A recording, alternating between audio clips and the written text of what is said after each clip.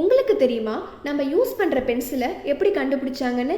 சரி, பார்க்கலாம். பென்சில் செய்கிறதுக்கு ரொம்ப முக்கியமான விஷயம் கிராஃபைட். அப்போது இந்த கிராஃபைட் எப்படி கண்டுபிடிச்சாங்க? கிராஃபைட்டை இங்கிலாந்து நாட்டில் பாரோட்டைல் என்ற கிராமத்தில் 1500 கண்டுபிடிச்சாங்க. அங்கே புயல் காற்றுல சில மரங்கள்லாம் சாஞ்சிடுச்சு. அந்த மரங்கள் சாஞ்ச இடத்துல டார்க் கோர் மாதிரி ஒரு சப்ஸ்டன்ஸ் இருக்கிறத அங்கே கண்டுபிடிச்சாங்க. அந்த டார்க் கோர் பார்க்குறதுக்கு கிளே மாதிரியும் கருப்பாகவும் கையில் ஒற்ற தன்மையுடையதாகவும் இருந்துச்சு. ஆனால் அது கிளேவை விட டென்சிட்டி அதிகமாக இருந்துச்சு. அப்போது இதை வச்சு என்ன செய்யலாம் அப்படின்னு அங்கே இருந்த மக்கள்லாம் யோசிச்சாங்க. இதை வச்சு நம்ம ஆடுகளுக்கு அடையாளம் கொடுக்கலாம்.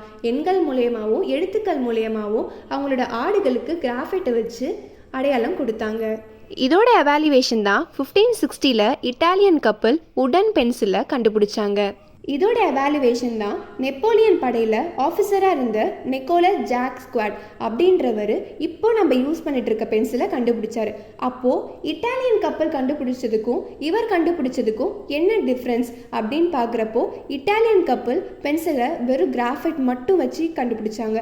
ஆனால் இவர் water plus clay plus graphite இது மூணுத்தையும் 1900 டிகிரி செல்சியஸ் ஃபேக்ரன் ஹீட் பண்ணி அப்புறமா அது ஒரு சின்ன மரத்தில் வச்சு அதை பென்சிலாக மேக் பண்ணியிருக்காரு.